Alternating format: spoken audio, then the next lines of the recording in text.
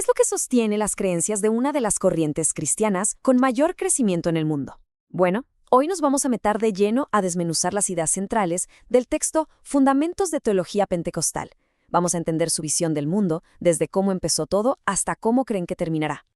A ver, para empezar, una pregunta que lo cambia todo y que nos va a servir de guía. La Biblia, este libro tan importante, ¿se trata de un registro de cómo la humanidad ha intentado encontrar a Dios? La respuesta que da esta teología es de hecho la base de todo lo demás. Y aquí está el giro. La idea no es la búsqueda humana, sino la revelación divina. Este concepto, que es Dios quien toma la iniciativa para darse a conocer, es la verdadera piedra angular sobre la que se construye todo el sistema de creencias que vamos a explorar. Ok, vamos a profundizar en esto. Si partimos de la idea de que la Biblia es la revelación de Dios, entonces su autoridad tiene que ser absoluta, ¿no? Este es, pues, el primer gran pilar de la teología pentecostal. Ahora, aquí hay algo súper interesante. Fíjense en este término, Theopneustos. No se trata solo de que Dios inspiró a los autores, como una musa inspira a un poeta. No. Según la fuente, las escrituras son el producto directo del aliento de Dios. Es una diferencia clave que subraya su origen divino e infalible. Y no se piense que la Biblia es un texto pasivo, para nada. Miren estas metáforas que se usan para describirla. Por un lado es una herramienta poderosa, un martillo que rompe corazones duros, una espada para la lucha espiritual. Y por otro es pura nutrición.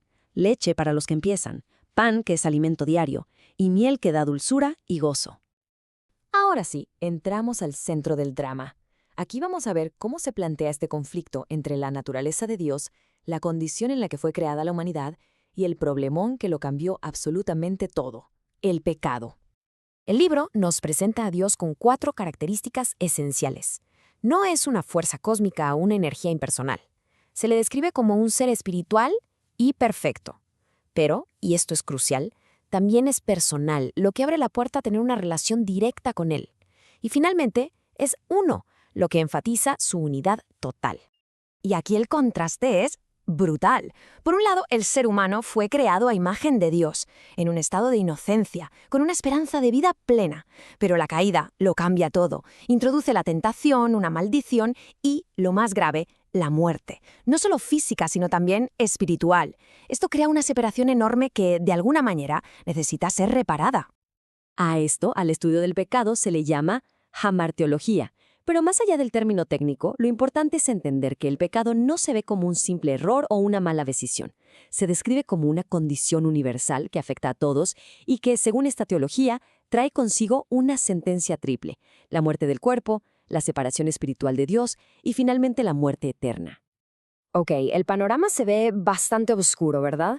Entonces, ¿cómo se resuelve este problema que parece no tener salida?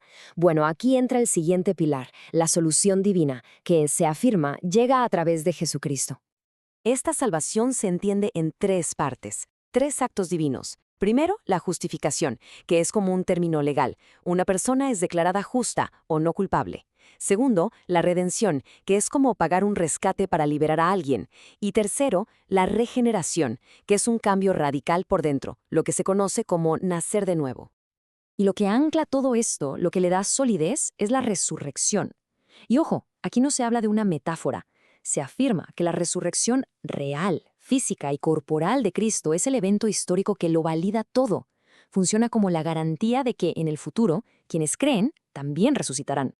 Muy bien, ya tenemos la base doctrinal, pero ¿cómo se vive esto? ¿Cómo pasa de ser una idea en la cabeza a ser una experiencia en el corazón? Aquí es donde entramos al núcleo de lo que hace tan particular al movimiento pentecostal. Y esta es la clave de todo. El texto lo dice clarito. No es una cosa o la otra. Es un movimiento firmemente centrado en la Biblia, en su autoridad, pero que al mismo tiempo busca una experiencia personal, directa, con el poder de Dios. Y el corazón de esa experiencia es lo que se conoce como el bautismo en el Espíritu Santo. Según la fuente, esto es algo distinto, algo que pasa después de la salvación.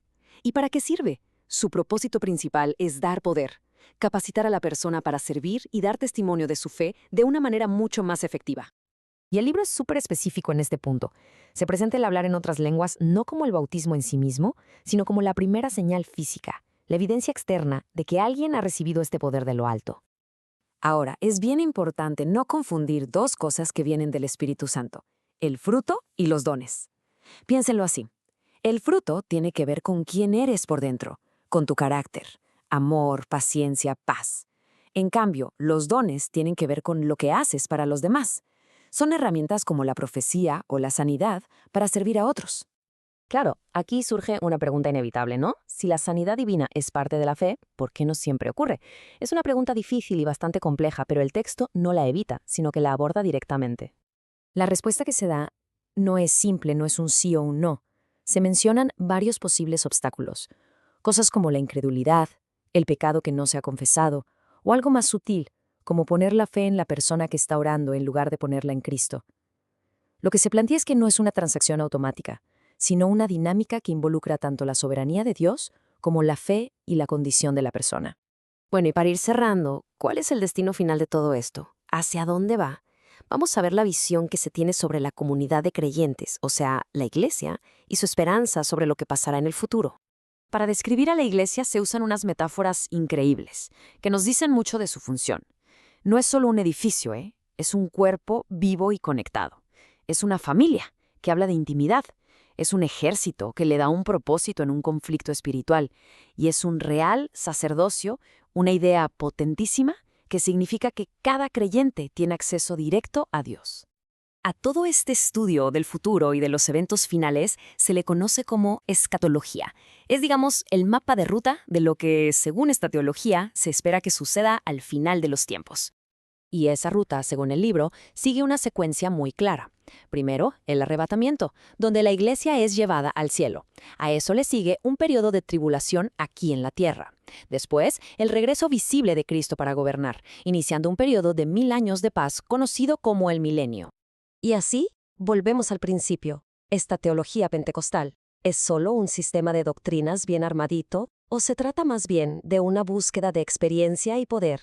La conclusión del texto parece ser que es una moneda de dos caras, que no se puede tener una sin la otra.